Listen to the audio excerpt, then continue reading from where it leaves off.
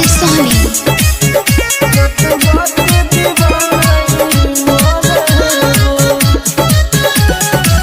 दिहली सनी छुप छुप के रोइले देख चुप चुप के।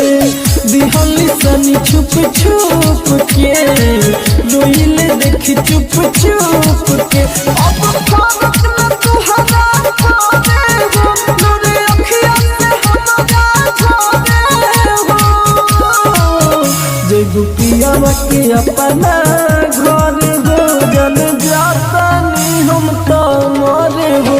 जय गुपिया के अपना घर हो, जत बात दीवाना मोरे हो। Mix by AG recording studio.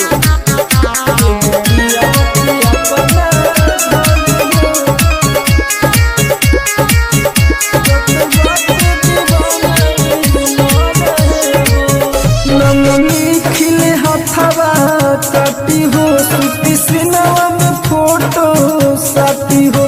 सुन सूती न कवनो राती हो, जाने तू केला हमारा छाती हो। देह चाहिए के जैसे जाने हो, अब जिए के मन नहीं करे हो। जय गुपिया के अपना घर हो, जन जाता हम तो मोरे हो।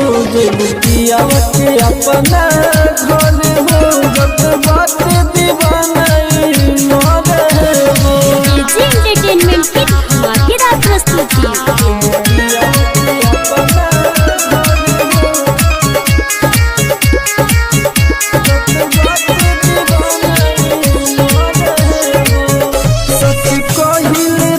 राजधानी हो, हवे नानी दर्द की कहानी हो।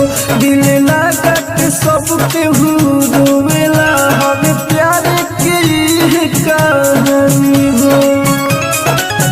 उनके तड़प के आहत भरे हो, प्यार से अब मुना करे हो। जय गुपिया के अपना घर हो, जन जाता हम तो मोरे हो। जय गुपिया के अपना घर हो, जत बात दीवाना मोरे हो। एजी रिकॉर्डिंग स्टूडियो रोशनपुर सपहा।